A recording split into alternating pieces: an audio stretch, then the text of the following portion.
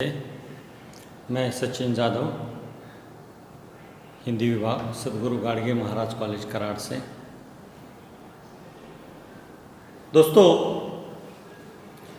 हिंदी साहित्य के इतिहास में जब कविताओं का इतिहास देखा जाता है और उसमें समकालीन कविता अपनी एक विशिष्ट पहचान बनाती है।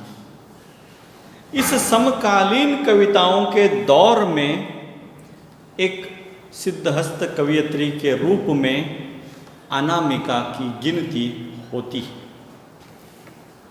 अनामिका का जन्म 17 अगस्त 1961 में हुआ।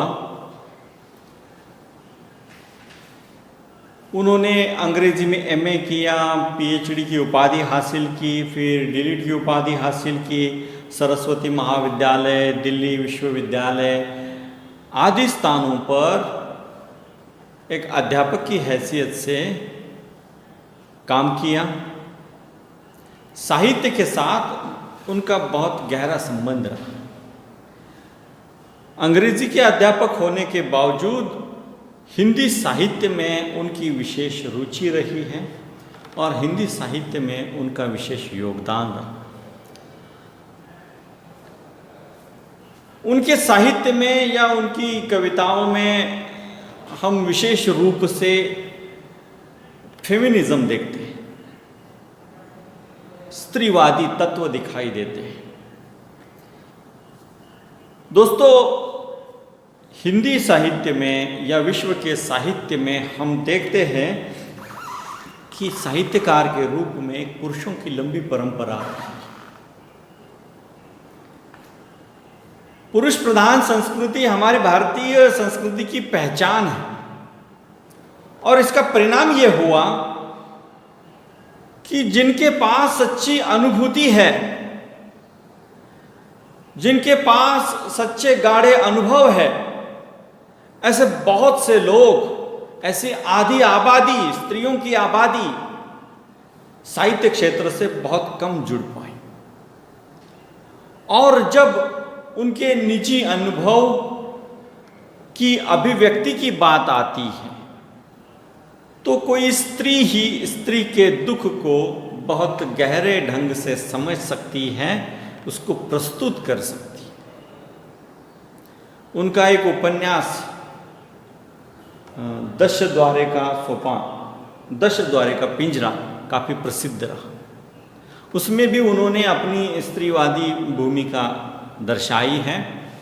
आज हम उनकी जिन कविता की चर्चा करने वाले हैं वह है बेजगह।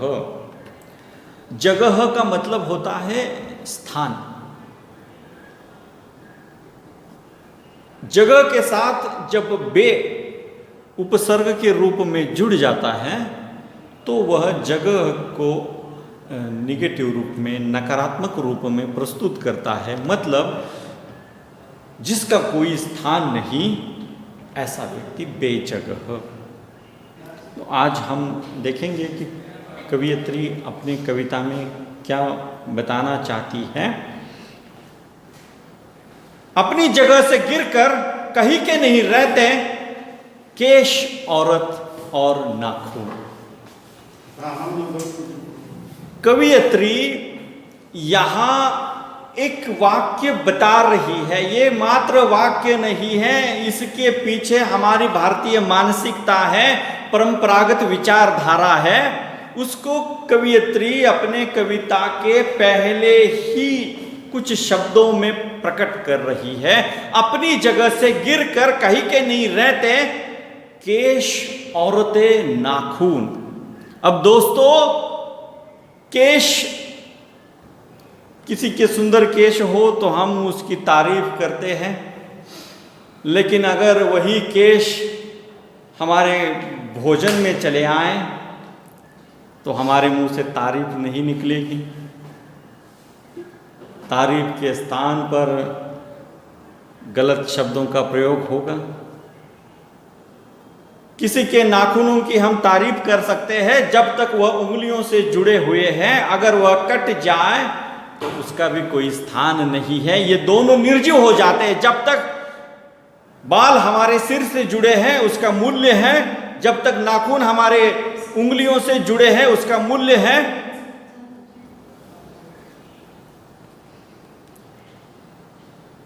और जब ये कट जाते हैं तो मूल्यहीन हो जाते हैं। लेकिन कवियत्री उसके साथ एक और शब्द जोड़ रही है। ये कवियत्री ने खुद नहीं जोड़ा, ये परंपरागत मानसिकता वाले लोगों ने जोड़ा है, हमारी पुराणपंथी दकियानुसी परंपरा ने जोड़ा है। केश, औरत और नाखून अपनी जगह से कटकर कहीं के नहीं रहते। केश और नाखून तो निर्जीव हो जाते हैं, जगह पर अपनी जगह से कट जाते हैं, लेकिन स्त्री तो सजीव है और वह कटेगी भी तो कहां से कटेगी? मतलब उसको मार देना है? नहीं, वह अपने स्थान से गिर जाती। अब यह स्थान क्या है? कवियत्री आगे कहती है, अन्वय करते थे किसी श्लोक का ऐसे हमारे संस्कृत टीचर।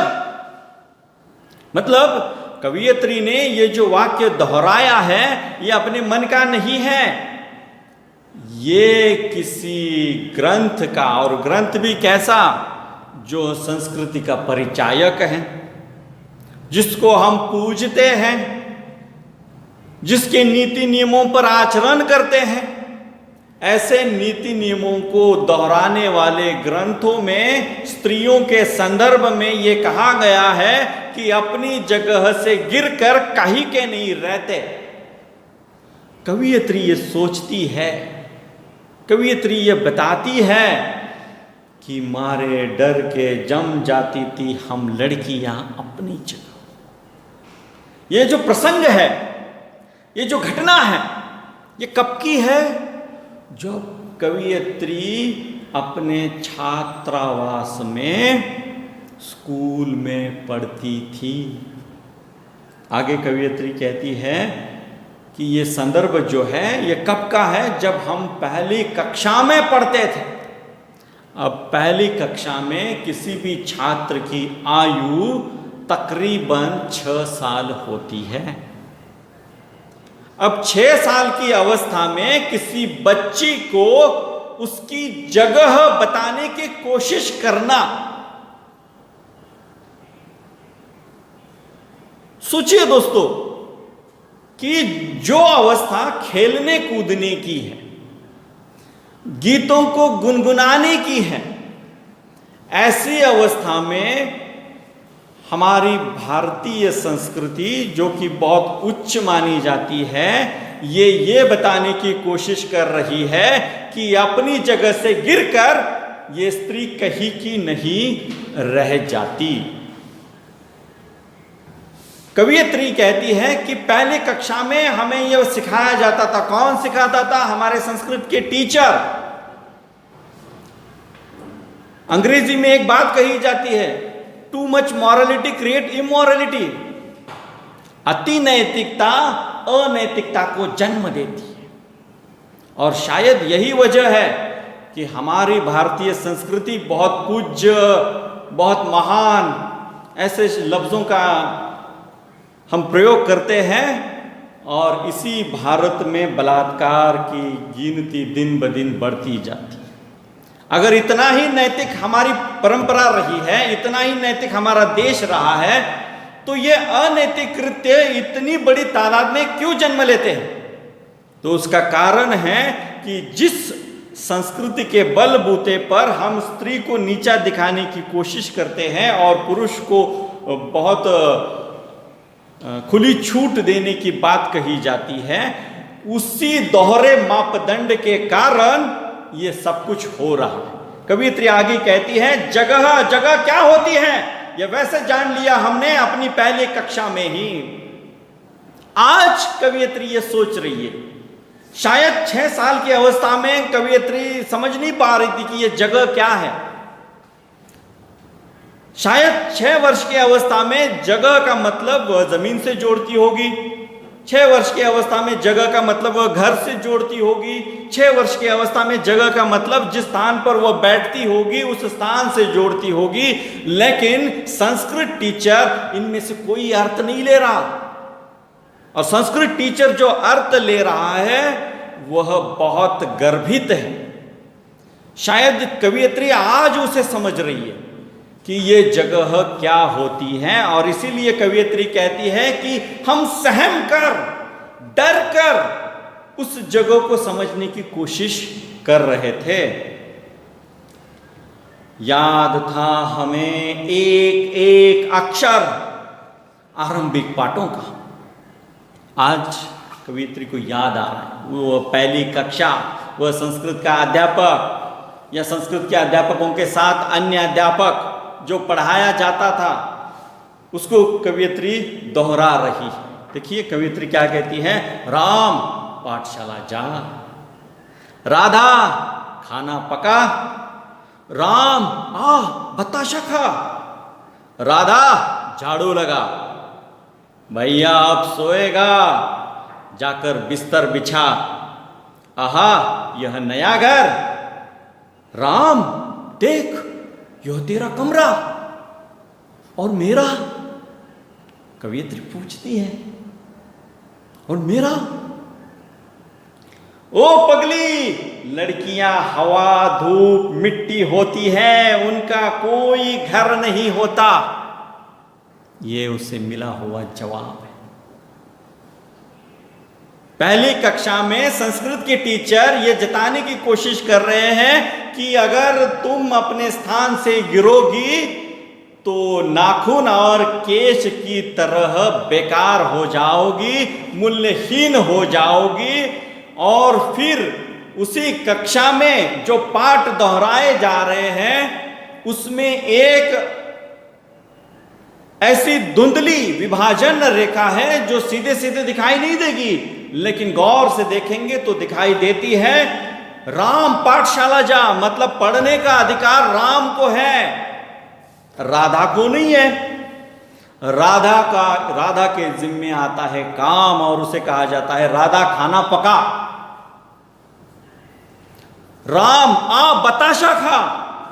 मतलब घर में अगर कोई मिठाई वगैरह आती है, लाई जाती है, तो पहला अधिकार किसका? राम का, पुरुष का, स्त्री का, बच्ची का नहीं है। भैया अब सोएगा, ठीक है, लेकिन बिस्तर कौन बिछाएगा? जाकर बिस्तर बिछा, राधा को ऑर्डर है, और आराम फरमाएंगे राम। नया घर शायद पिता ने बनवाया हो या पाठ में कहीं जिक्र आया हो, नया घर, राम देख ये तेरा कमरा, और उस कमरे में बेटे के लिए उस घर में बेटे के लिए अलग से कमरे का प्रावधान है, बेटी के लिए नहीं है। और बेटी जब प्रश्न पूछती है, और मेरा? ओ पगली, लड़कियां हवा धूप मिट्टी होती है, हवा को जगह की जरूरत नहीं होती, धूप को जगह की जरूरत नहीं होती, मिट्टी को जगह की जरूरत नहीं होती। कितना विरोधाभास। पहले वाक्य में संस्कृत के टीचर ही बता रहे हैं कि तुम अपनी जगह से गिरकर कहीं की नहीं रहोगी, और फिर आगे बढ़ती हुई कविता में उसी कक्षा में ये जिक्र किया जाता है, या घर में ये जिक्र किया जाता है, तुम धूप की तरह हो, बस बिछी रहो, उसको जगह की जरूरत नहीं है। तुम हवा की तरह हो, बहती रहो, जगह की जरूरत नहीं है। तुम मिट्टी की तरह हो, सर्वव्यापी हो, लेकिन अपनी निश्चित कोई जगह नहीं है। उनका कोई घर नहीं होता, जिनका कोई घर नहीं होता। अब कवियत्री ये प्रश्न पूछ रही है समाज से, उन अध्यापकों से जिन्होंने ये सिखाया कि जगह क्या होती है, जिस संस्कृत के अध्यापक ने ये सिखाया, शायद आज कवियत्री उनसे ये प्रश्न पूछ रही है, जिनका कोई घर नहीं होता, उनकी होती है भला कौन सी जगह? आप जगह से गिरने की बात कर रहे हैं, बेजगह होने की बात करते हैं, लेकिन घर में तो हमारा कोई अधिकार नहीं है, घर में तो हमारी कोई जगह नहीं है। अगर हमारी कोई जगह ही नहीं है तो हम बेजगह कैसे हो सकते हैं? कौन सी जगह होती है ऐसी जो छूट जाने पर औरत की हो जाती है? कवियत्री आज भी नहीं समझ पाई। कि संस्कृत के टीचर ने जिस जगह की बात कही और घर में अपने भैया के लिए खाना बनाते हुए, भैया के लिए बिस्तर बिछाते हुए वो ये महसूस करती है कि काम की जिम्मेदारी में तो वह आगे हैं, लेकिन अधिकारों की लड़ाई में वह पीछे हैं, उसका कोई अस्तित्व नहीं है।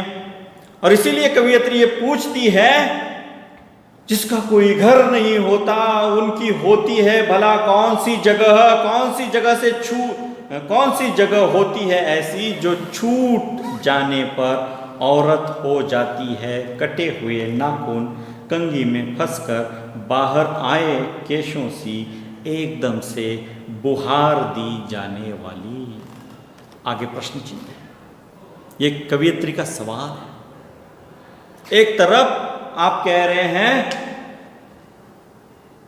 कि अगर तुम नीति नियमों के विरुद्ध आचरण करोगी तो तुम्हारी कोई जगह नहीं होगी। बेटी के रूप में जो भी जिम्मेदारियां उस पर सौंपी गई उसने वह बखूबी निभाई। जिस घर में भैया का जन्म हुआ उसी घर में राधा का भी जन्म हुआ, लेकिन राम के लिए पाठशाला का प्रावधान और बेटी के लिए किचन की जिम्मेदारी, राम के लिए बताशा, राम के लिए अलग कमरा, राम के सोने के लिए बिस्तर और वह बिस्तर बिछाने का काम राधा के जिम्मे। आज कवियत्री यह पूछती है कि जिस घर में मेरी कोई जगह नहीं थी तो अगर मैं गिरूंगी तो किस जगह से गिरूंगी, और अगर गिर भी जाऊंगी तो कहां पहुंचूंगी?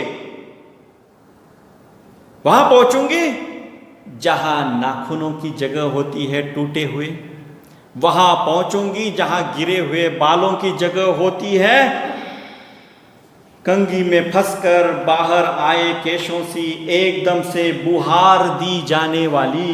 बुहार मतलब झाड़ू लगाना। घर छूटे, दर छूटे, छूट गए लोग बाग। हमारी संस्कृति ऐसी है कि स्त्री को अपनी जड़ें जमने नहीं देती। शायद ये डर भी है कि अगर स्त्री अपनी जड़ें जमा लेगी तो पुरुष उखड़ जाएगा, और इसीलिए हमारी संस्कृति ने यह पहले से प्रावधान किया है कि स्त्री अपनी जड़ें न जमा पाए।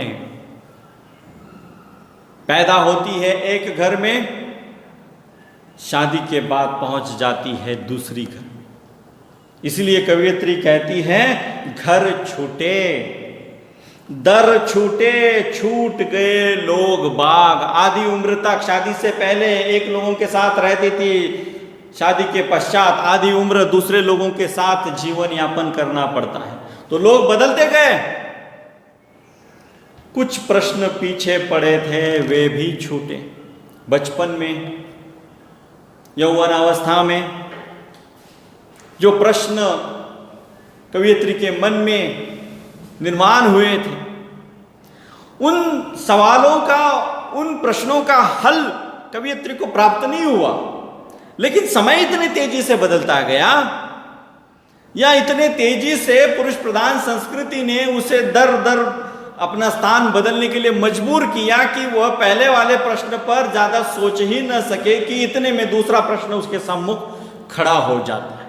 और इसलिए कवियत्री कहती है घर छूटे, दर छूटे, छूट गए लोग बाग। कुछ प्रश्न पीछे पड़े थे वे भी छूटे। अब नई समस्याएं हैं, नए प्रश्नों के समाधान ढूंढने हैं। छूटती गई जगह है, परंपरा से छूटकर बस यह लगता है छूट गई जगह। शादी से पहले अपने पिता के घर में रहती थी, शादी के बाद पति के घर में रहती है, और शायद वृद्धावस्था में उसे अपने बेटे के घर में रहना पड़े। तो हर बार समझौता जो है उसी को करना पड़ता है। और इसीलिए कवियत्री ये कहती है छूट गई जगह है। जिस जगहों का जिक्र संस्कृत के अध्यापक छठी अवस्था में कर रहे थे, तब कवयित्री जानती भी नहीं थी कि जगह का क्या अर्थ है। और आज जब उसने जाना है कि जगह क्या होती है, तो वह एक स्थान पर टिकती हुई दिखाई नहीं देती। परंपरा से छूटकर बस यह लगता है किसी बड़े क्लासिक से पास कोर्स बीए के प्रश्न पत्र पर छिटकी कोई छोटी सी पंक्ति हो।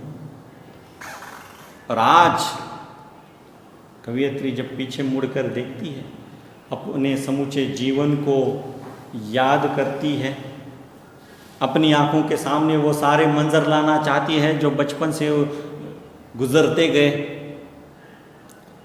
और उसका मूल्यांकन करने के पश्चात, उसका अवलोकन करने के पश्चात कवयित्री आज सोचती है कि वह क्या है, किसी बड़े क्लासिक से पास कोर्स बीए के प्रश्न पर छिटकी हुई छोटी सी पंक्ति है। दोस्तों, आप सभी परीक्षाएं देंगे, परीक्षा में एक प्रश्न होता है, ससंदर्भ व्याख्या कीजिए।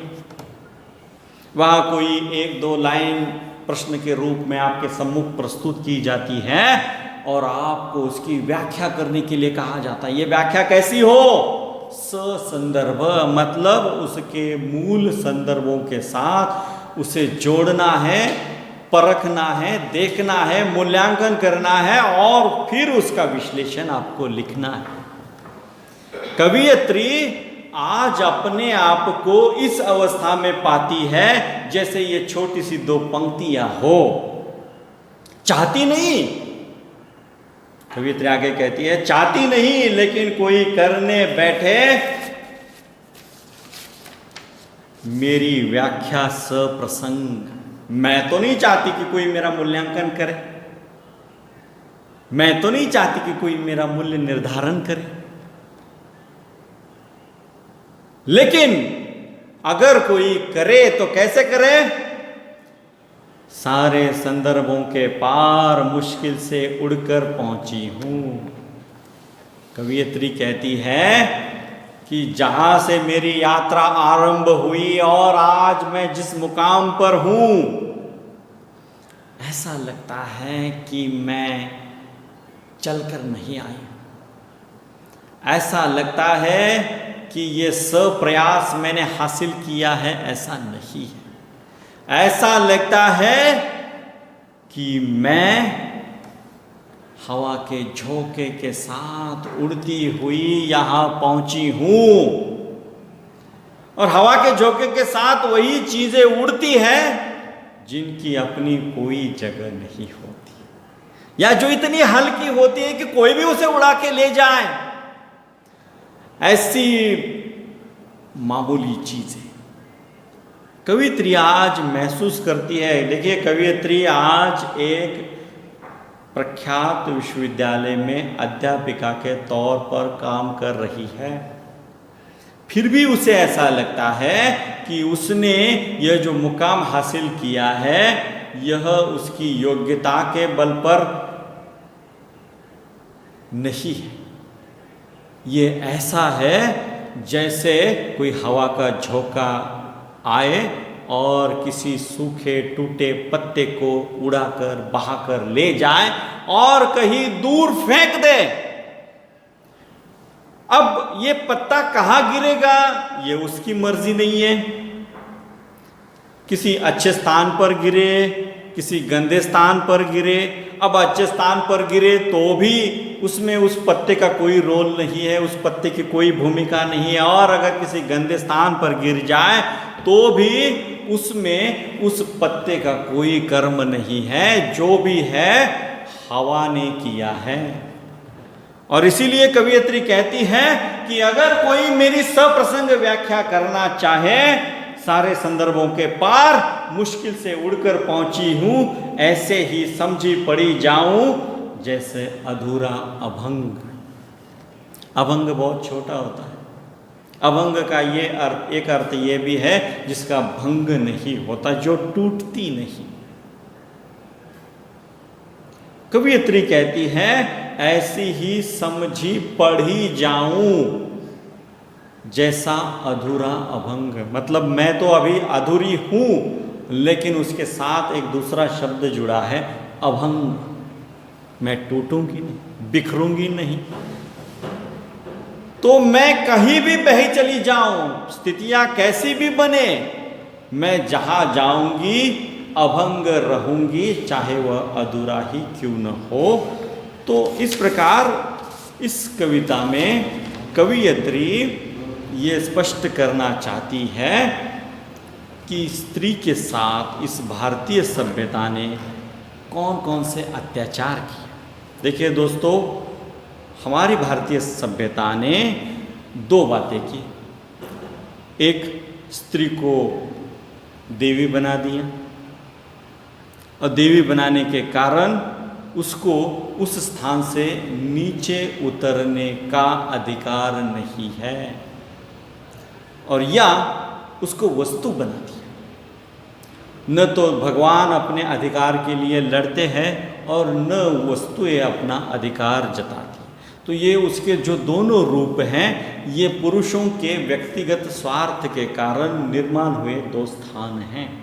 या तो स्त्री को पूजा जाता है या उसे जूती की बराबर समझा जाता है, वस्तु के रूप में तब्दील कर दिया जाता है। तो आज हमने इस कविता के माध्यम से कवियत्री अनामिका का दृष्टिकोण समझने की कोशिश की। आशा है आपको मेरे साथ ये पढ़ते हुए मज़ा आया हो, आनंद उठाया हो। धन्यवाद।